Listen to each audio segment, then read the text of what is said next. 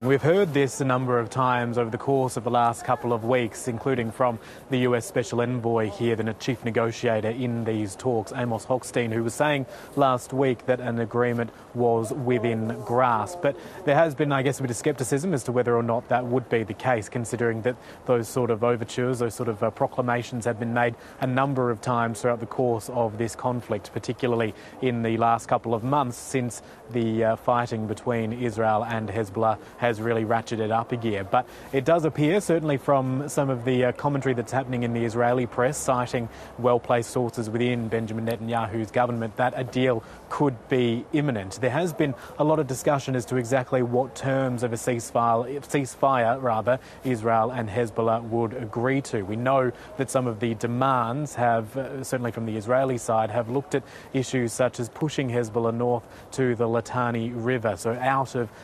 southern Lebanon, ensuring that there is something of a buffer zone between where Hezbollah is operating and the northern Israeli border, trying to, in Israel's terms, ensure that people its own citizens who have had to move out of that area, tens of thousands of them, can indeed return to their homes. There's also been further demands from the Israeli side that it wants to reserve the right to fire upon Lebanon if it perceives a threat from Hezbollah, something which you wouldn't necessarily think Hezbollah would be too keen on, but if it is part of this ceasefire deal, would be quite significant in terms of what guardrails are put around it to ensure that Israel is not just firing at whims or at will and does have a decent reason for doing so. Of course, that is always up for consideration and always up for debate as to what those reasons would be, but that will also form a key basis of these ceasefire talks. We heard from the EU's chief diplomat yesterday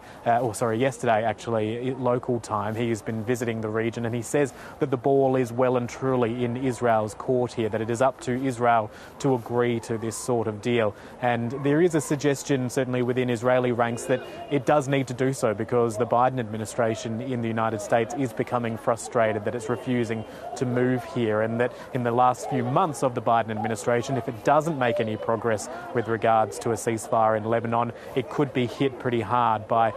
US actions there, maybe further discussion around stopping some military aid and things like that. So there is a looming deadline with Joe Biden leaving the White House that may well be providing Benjamin Netanyahu with a greater impetus to get to some sort of position here. Well, Matt, as we await the outcome of the negotiations and given what we have seen over the past 48 hours, are we expecting more rocket attacks in the meantime by Hezbollah and the IDF?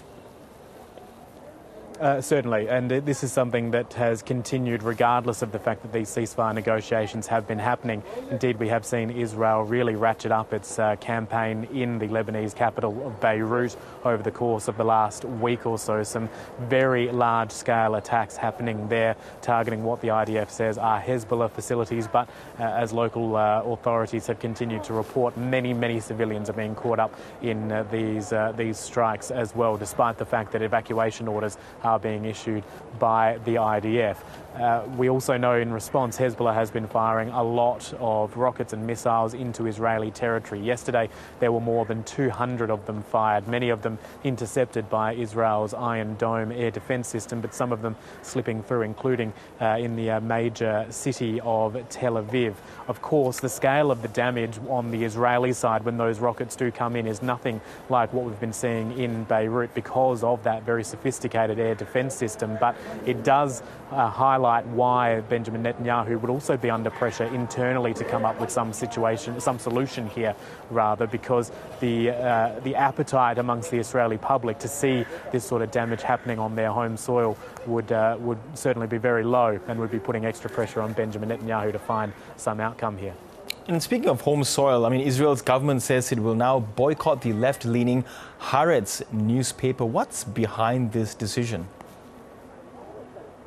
The Netanyahu government is not happy with the tone of coverage that's been coming from Haaretz in the last couple of months or so. Certainly the newspaper, which is a left-leaning newspaper here in Israel, one of the oldest media outlets in this country, has been taking quite a critical tone of Israel's conduct, both in Lebanon and in Gaza as well, publishing a number of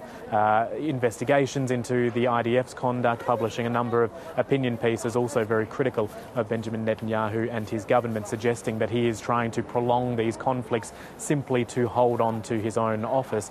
We've seen that these comments have come from the communications minister within Benjamin Netanyahu's government, saying that the government will no longer deal with the newspaper. It will stop advertising with the newspaper, that it was cutting off a key revenue stream there. But the newspaper, for its part, is saying it will continue to take this line and it will continue to call out what it sees as transgressions by Benjamin Netanyahu and his government.